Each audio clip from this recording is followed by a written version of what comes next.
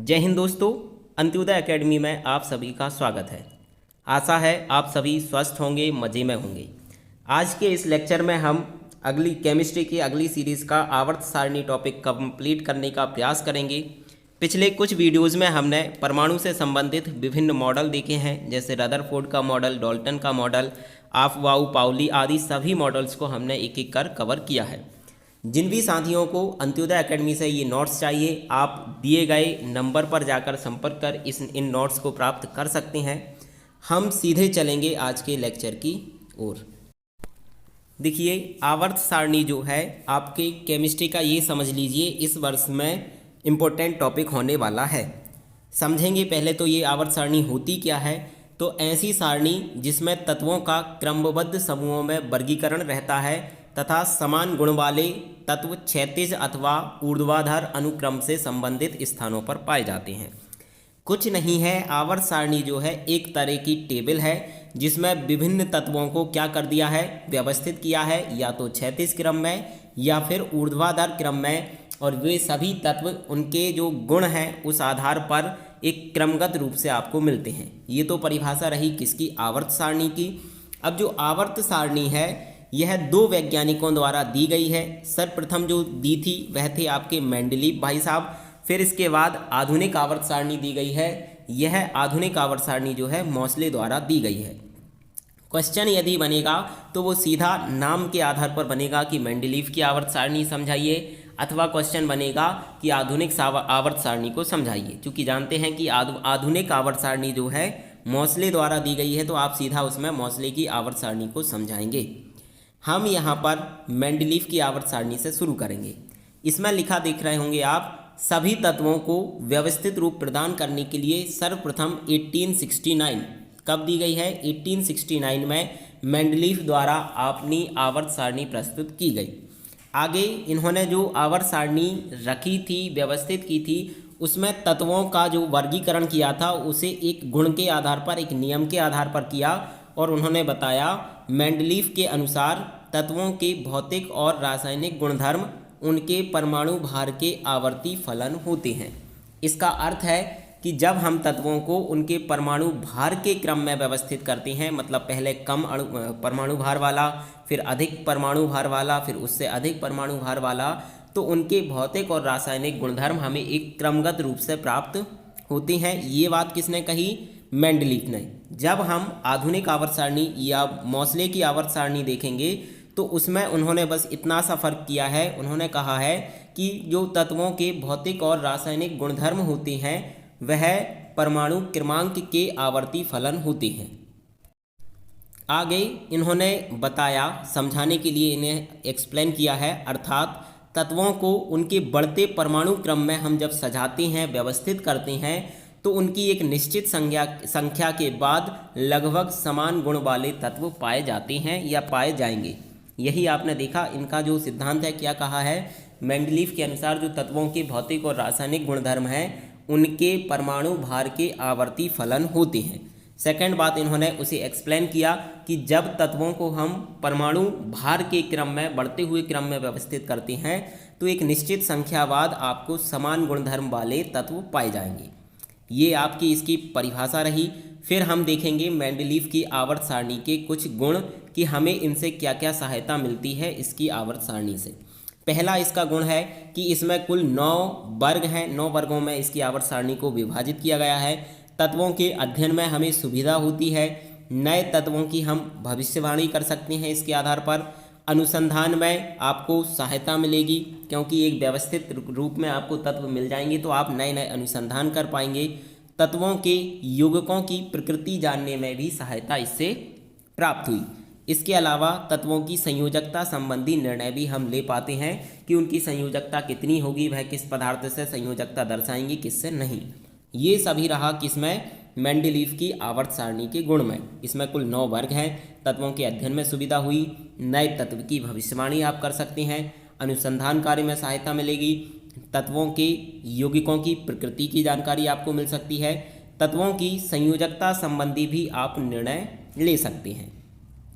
इसके आगे मेंडलीव की आवर्त सारणी के दोष हैं। देखिए इस आवर्त सारणी में कुछ दोष थे, इन्हीं दोषों को हटाने के लिए ही आधुनिक आवर्त सारणी या मोस्ले द्वारा आवर्त सारणी प्रस्तुत की गई थी। तो पहले हम मेंडलीव की आवर्त सारणी के दोष देखेंगे। पहला दोष है आवर्त सारणी में हाइड्रोजन का स्थान विवादपूर्ण है, मतलब उसे व्यवस्थित रूप में नहीं रखा गया। दूसरा है आवर्त सारणी में समस्थानिकों के लिए, हम आगे चल के इनको समझेंगे क्या होते हैं, समस्थानिकों के लिए कोई भी आइसोटोप के लिए कोई स्थान नहीं है। तीसरा इसका दोष है समान गुण वाले कुछ तत्व, जैसे कुछ तत्व जो हैं जिनके समान गुण हैं, कॉपर, पारा, Hg, सोना और प्लेटिनम, इनको आवर्त सारणी में अलग अलग स्थानों पर या अलग अलग वर्गों में रखा गया है। जबकि इनके गुणधर्म समान हैं तो इन्हें एक ही वर्ग में एक साथ होना चाहिए था। आगे है दुर्लभ मृदा तत्वों को वर्ग में नहीं रखा गया, जो आपके लैंथेनाइड और एक्टिनाइड हैं उन्हें, और दुर्लभ मृदा तत्वों को एक साथ वर्ग में नहीं रखा गया है, उन्हें अलग रखा गया है। सॉरी माफ़ कीजिएगा, उल्टा मैंने अपोजिट बोल दिया है। दुर्लभ मृदा तत्व जो हैं इन्हें एक ही साथ एक ही वर्ग में रख दिया है, उनके लिए कोई पृथक स्थान नहीं रखा गया जैसे कि आधुनिक आवर्त सारणी में रखा है। एक और इसका दोष है धातु और अधातु के मध्य कोई स्पष्ट विभाजन हमें इनकी आवर्त सारणी में देखने नहीं मिलता। मतलब आप जब आधुनिक आवर्त सारणी में जाएंगे तो आपको एक तरफ धातुएं मिलती हैं और दूसरी साइड अधातु मिलती हैं, लेकिन इनकी आवर्त सारणी में ऐसा कोई वर्गीकरण देखने को नहीं मिलता। आगे हम बात करेंगे आधुनिक आवर्त सारणी की। देखिए आधुनिक आवर्त सारणी पहले ही बता चुके 1911 में मोस्ले द्वारा प्रस्तुत की गई। अब मोस्ले ने क्या कहा, जो उन्होंने कहा था मेंडलीफ ने कि तत्वों के भौतिक और रासायनिक गुण उनके परमाणु भार के आवर्ती फलन होते हैं, तो ये उसके अपोजिट बोलते हैं। मोस्ले के अनुसार तत्वों के भौतिक और रासायनिक गुणधर्म उनके परमाणु संख्या के आवर्ती फलन होते हैं। अर्थात जब आप परमाणुओं को उनकी परमाणु संख्या के आधार पर व्यवस्थित करते हैं तो एक निश्चित संख्या बाद आपको समान गुणधर्म वाले तत्व प्राप्त होंगे। आगे हम आधुनिक आवर्त सारणी की विशेषताएं देखते हैं कि क्या क्या इसमें पॉइंट हैं, क्या इसकी विशेषताएं हैं। पहली इसकी विशेषता है इसमें कुल 7 आवर्त एवं 18 वर्गों में तत्वों को विभाजित किया है। क्या बात कही पहली, इसमें कुल 7 आवर्त हैं एवं 18 वर्ग हैं जिनमें तत्वों को रखा गया है। दूसरी इसकी विशेषता है धातु और अधातु को पृथक रूप से लिखा गया है, पृथक इनमें वर्गीकरण किया है।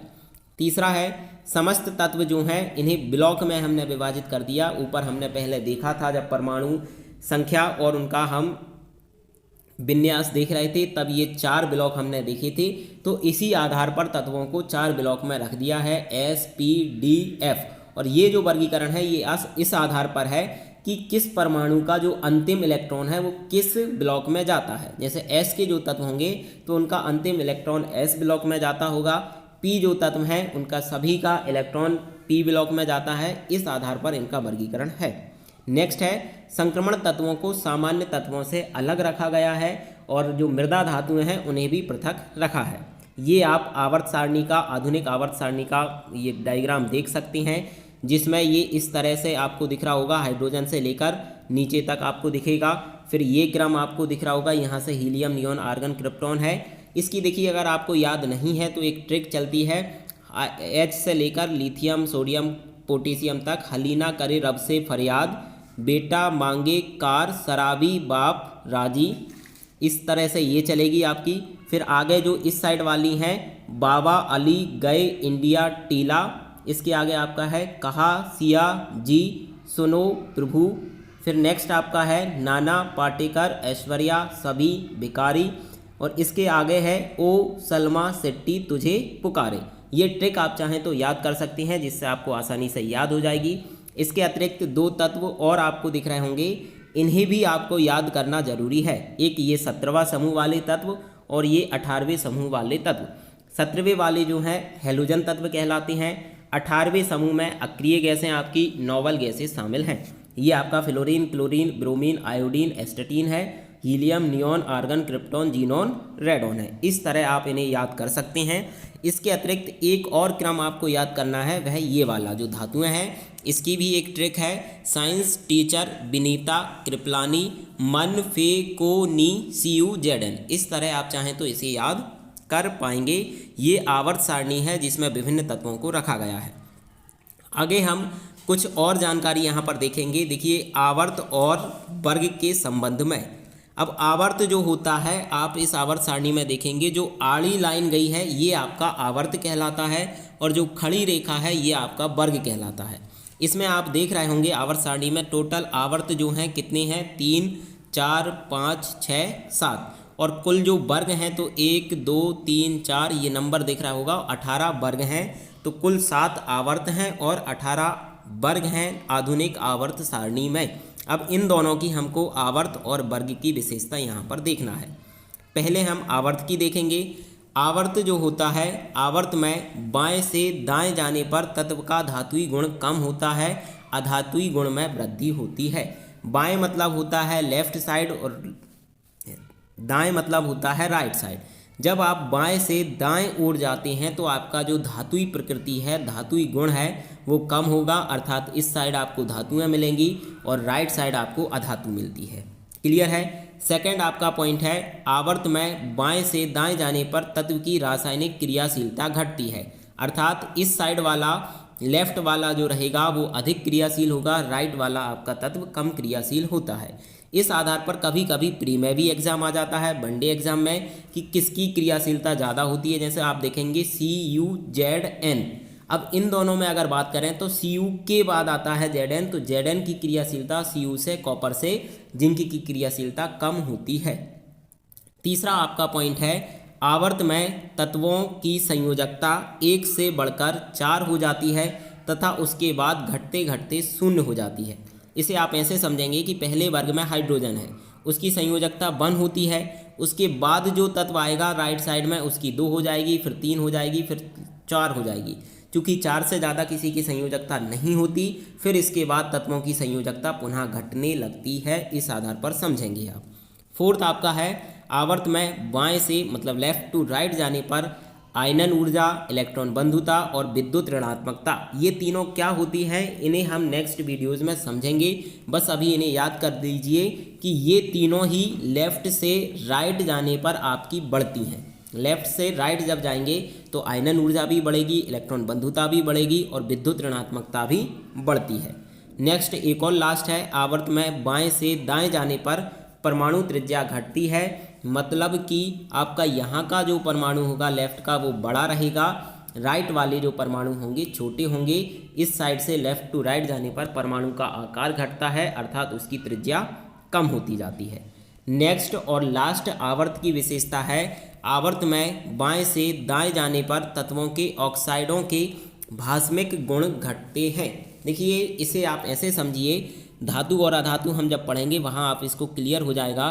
धातु के जो ऑक्साइड होते हैं वो होते हैं क्षारीय, क्षारीय अर्थात भास्मिक। अब धातु आपकी लेफ्ट में पाई जा रही हैं तो ज़्यादा क्षारीय तत्व कहाँ मिलेंगे आपको, ऑक्साइड लेफ्ट में। अब लेफ्ट से जब भी आप राइट में जाएंगे, राइट में आपको पाई जाती हैं अधातु, और अधातु के जो ऑक्साइड होते हैं वो अम्लीय होते हैं। इस आधार पर आप कह सकते हैं कि लेफ्ट टू राइट जाने पर आपका क्षारीय गुण घटता है, अम्लीय गुण बढ़ता है। ये रही आपकी आवर्त की विशेषताएं। अब हम देखेंगे वर्ग की विशेषताएं। वर्ग मतलब जो अभी हमने देखे थे, इस तरह की जो रेखाएं थी, कुल 18 वर्ग थे, उनके बारे में हमें समझना है। पहली विशेषता है, वर्ग में ऊपर से नीचे जाने पर तत्व के धातुई गुण में वृद्धि होती है, अर्थात आप जब ऊपर से नीचे की ओर आओगे तो आपको अधिक धातु तत्व मिलेंगे। जैसे हाइड्रोजन कम धातु है, हाइड्रोजन, लिथियम, इस तरह से इनके धातुई गुण में वृद्धि होगी। सेकंड आपका है, वर्ग में ऊपर से नीचे जाने पर धातुओं की क्रियाशीलता बढ़ती है जबकि अधातुओं की क्रियाशीलता घटती है, अर्थात आप जब राइट साइड वाली जो धातुएं हैं उनमें ऊपर से नीचे जाएंगे तो इनकी क्रियाशीलता तो बढ़ रही है, लेकिन लेफ्ट में जो अधातुएं हैं उनकी आप नीचे जाएंगे ऊपर से नीचे तो उनकी क्रियाशीलता घटती है। क्लियर है। नेक्स्ट थर्ड पॉइंट हम समझेंगे, किसी एक वर्ग में तत्वों की संयोजकता समान होती है। इसका मतलब है कि आपका जो एक वर्ग है ये वाला, इसमें सभी तत्वों की संयोजकता समान होगी। जैसे हाइड्रोजन की भी आप जानते हैं +1 है, लिथियम की भी +1 होती है, सोडियम की भी +1 होती है, पोटेशियम की भी +1। तो जितने भी तत्व एक वर्ग में रहेंगे उनकी संयोजकता समान होगी, दूसरे वाले वर्ग की संयोजकता अलग हो सकती है या होगी।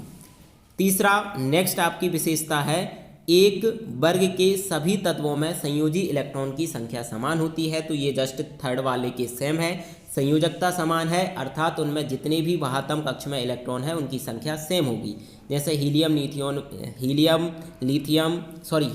हाइड्रोजन, लिथियम, सोडियम, इन सभी में एक इलेक्ट्रॉन की कमी होती है, तो इनकी संयोजकता 1 होती है। नेक्स्ट आपका है वर्ग में ऊपर से नीचे जाने पर आपकी जो पहले देखा था हमने आयनन ऊर्जा, इलेक्ट्रॉन बंधुता और विद्युत ऋणात्मकता तीनों ही घटती हैं। यहाँ पर ये लेफ़्ट टू राइट जाने पर आपकी बढ़ रही थी, जबकि ऊपर से नीचे आने पर आपकी घटती हैं। नेक्स्ट है वर्ग में ऊपर से नीचे जाने पर परमाणु त्रिज्या का मान बढ़ता है। आप जब भी ऊपर से नीचे आएंगे तो जो साइज है परमाणु का वो बढ़ेगा, जबकि आपने देखा था लेफ़्ट टू राइट जाने पर परमाणु का साइज या परमाणु की त्रिज्या घट रही थी। यहाँ हमारा आज का लेक्चर कंप्लीट होगा। आपको ये वीडियो अच्छा लगा हो तो इस पर कमेंट करना, इसे लाइक करना और शेयर करना ना भूलें। साथ ही अंत्योदय एकेडमी का आपके साथ निरंतर प्रयास है कि हम आपकी पीएससी की तैयारी में निरंतर रूप से सहयोगी हो सकें। अगर आपके लिए हम लाभदायक हैं तो इस चैनल को सब्सक्राइब करना ना भूलें। वीडियो समाप्त होगा। जय हिंद, धन्यवाद।